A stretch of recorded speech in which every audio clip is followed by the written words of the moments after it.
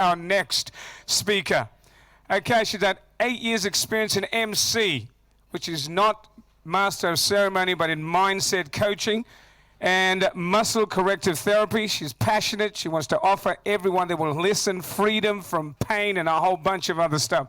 Ladies and gentlemen, she'll be talking about how to move from hurt to happiness, which we all could do very quickly, mastering a whole bunch of things out of happiness with NLP and self-discipline. Of course, one of the most important that you absolutely need to do is to love yourself. Ladies and gentlemen, please welcome Daniela Mallozzi.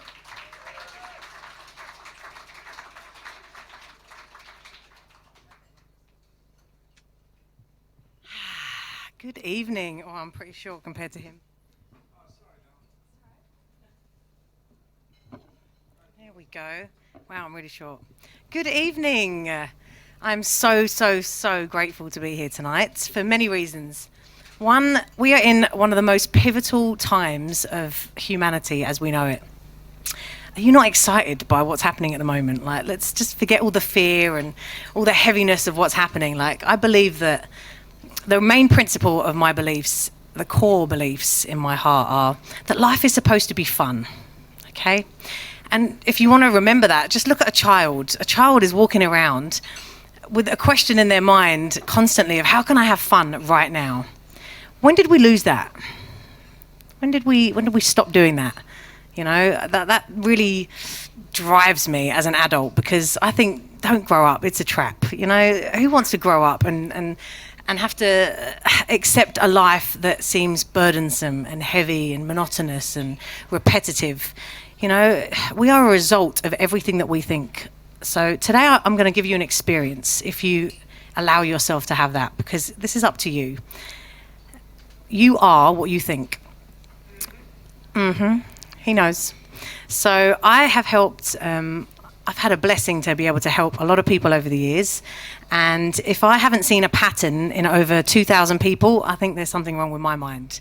The biggest pattern I notice with anybody, because I specialize in helping people to avoid unnecessary operations, skeletal operations, and pain medications, because I really think that it's amazing to have our medical system there, but I believe that there's so many steps before we get to that point of taking the antidepressants or having the knee op or having the shoulder reconstruction, right? It's a lot of effort for our body, so I'm really passionate about finding patterns in the body.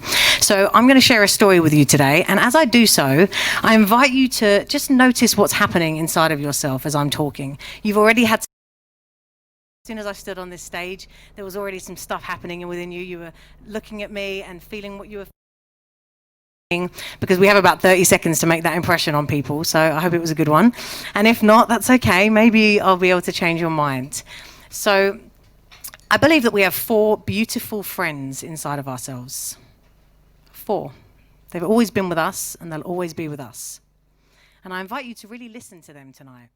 So those 4 friends are your head friend, your heart friend, your gut friend, and your muscle friend. But if no one teaches us this stuff, we don't listen to our friends. And if you don't listen to your friends, they get pissed off, people. They get annoyed. They get frustrated. And pain is an action signal to start, stop, or change something. So at first you might get the headache, and then that might go away. Then you might get the shoulder tightness. Then you might get the hips. And if you ignore the hips, you might get the knee. Might get the ankle, and if you're really unlucky and you don't listen to things for too long, you might get the C word. Cancer. Not that one. It's another show. It's too early for that. And I believe that cancer, this is a bold statement that I'm about to make, because I reckon that everyone in this room knows somebody or may have even experienced that themselves, as our lovely Clint had. I believe that cancer is the last call for self-love. Just notice what happens inside of yourself when you hear that. Cancer is the body's last call for self-love. Wow. Your body loves you so much that it will give you so many signs to get you to that point. So before I share my story of how I overcame 6 very powerful traumas from the age of 11 to 22, and that I can stand here in front of you at 37, and I just had a birthday a couple of days ago. I made it another year. Thank you very much. And who's drinking tonight? Can I just see some hands? Just one. Wow. Okay, just one. Okay. Can you have a drink for me? Because I believe that self-discipline is the strongest form of self-love. And I am 11 months into a 1-year cleanse. No alcohol, no coffee, and limited sugar. So 1 month to go, people. January 1st is going to be a good day. No, I'm joking. Okay. And while I've got you clapping, I would like to actually congratulate you. You didn't think that that would happen tonight, but it's going to happen. Because do you know that there's no accident that you came here? On the day that you were born, you had a race with 1 million little dudes. I'm not saying the word. Little dudes. 1 million. And you made it. That's no accident, unless you're a twin. If you're a twin, you had somebody on the race with you, helping you along. So I'd like to just take a moment and just congratulate you. Can you congratulate everybody in this room? You made it. That is no accident. Woo! And just one more round of applause for 2 extraordinarily conscious people, Glenn and Freddie, for creating a platform where we can actually elevate the consciousness of our planet. Because I believe I'm an old soul. I feel like I've been here many times before, and I ask myself, well, why do I keep coming back? Did I really not get something right in those other lives? But someone said something to me that was quite triggering, because that's what happens in life. People say stuff, we make stories up, we tell stories, and we get triggered, we get emotions. Nobody can do something to you that wasn't already in you to be done. So if somebody upsets you or annoys you, or if you have a feeling and you look at someone and you're like, I don't like that person, or she's annoying me, or that guy really gets on my... There's something in you that person is reflecting. So I want to live in a world where everybody takes responsibility for how they think, how they feel, and what they do. Because when you take responsibility that everything is your fault, sounds pretty harsh, doesn't it? But everything that you do is your fault. Not what happens to you, but how you respond to what happens to you. So I'm going to talk a little bit about NLP and the power of that, because it really changed my world. Life is 10% what happens to you and 90% how you respond to what happens to you. Did I say that right? My maths is pretty off. Yeah, that was good. I got there. All right, so I'm just going to start with one of my favorite quotes. Train yourself to see the positive in everything. Happiness is a choice. The quality of your life depends on the quality of your thoughts. And do you know, does anybody know how many thoughts we have a day? Take a guess. Shitloads, my friend. He knows. 50 to 80,000 thoughts a day. Whoa. Too many. It can be too many if you're in a negative state, if you're in a low state. If you don't know that you've got 50 to 80,000 thoughts a day, you can literally wake up in the morning and put your thoughts of yesterday into your thoughts of tomorrow. And who the hell wants to live a day, every day, like Groundhog Day, if you don't realize that you're in control? It can be a pretty shit day. Sorry, I'm not allowed to swear. So I'm here today to give you a story about how I turned trauma into triumph. At the age of 11, I started with my first trauma, parents divorced. About a month after that, I was sexually interfered with. And by the way, 1 in 3 people are sexually interfered with, both men and women. So we need to acknowledge that. That's quite a rife statistic. So that was my age of 11. It was pretty traumatic, and that was the last day of primary school.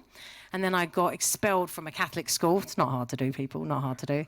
I was 15, ended up going to the most beautiful school I ever wanted to go to, and had a lot of fun with some people that are now very well known.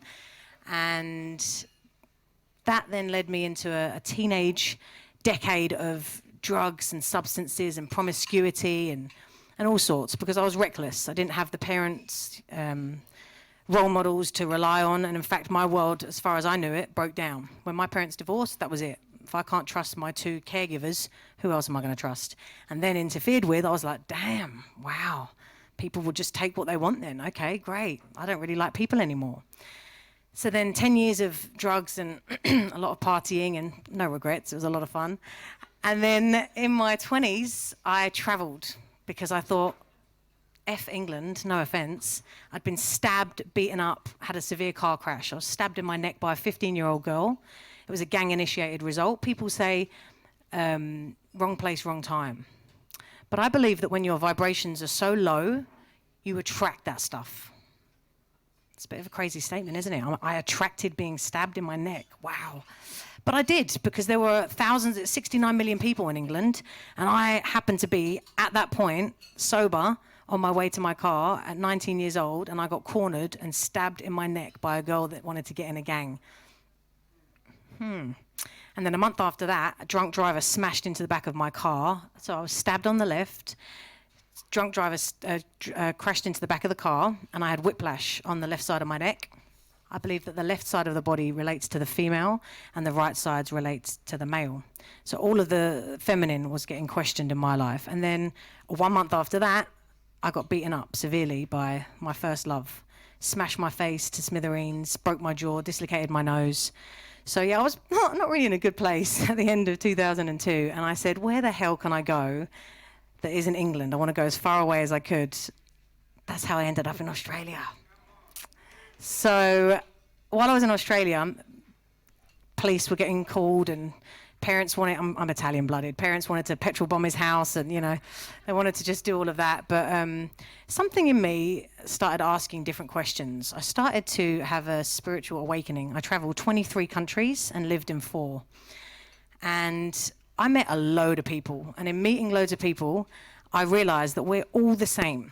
Like, we're all the same. We've all got the same stuff. We've all got the same fears. Maybe not the same stories around what we're afraid of, but Tony Robbins made the 6 basic needs famous: connection, significance, contribution, variety, growth. What's the last one? Certainty. Thank you. Thank you. So we're all made of the same stuff, right? And every time I travel to a different country, I would meet another person that would have a story that was like, had the same essence of my story. Okay, they weren't stabbed in the neck by a girl, but they had like the same story. And I was like, wow, we're all just these vulnerable, beautiful, fragile little people just trying to do our best in these big bodies. And I started to grow this compassion deep in my heart. When I think about the person who sexually interfered with me, when I think about the girl who put a knife to my neck, when I think about the guy who pummeled my face and just kept on going until he thought he could kill me, do you know, I have nothing but love in my heart for these people, like nothing. In fact, I have a little bit more than that. I have a deep level of compassion, and I hope that they're okay, because I found a way to move past that. I found a way to forgive them, because forgiveness is about me feeling good, not about what you did or didn't do.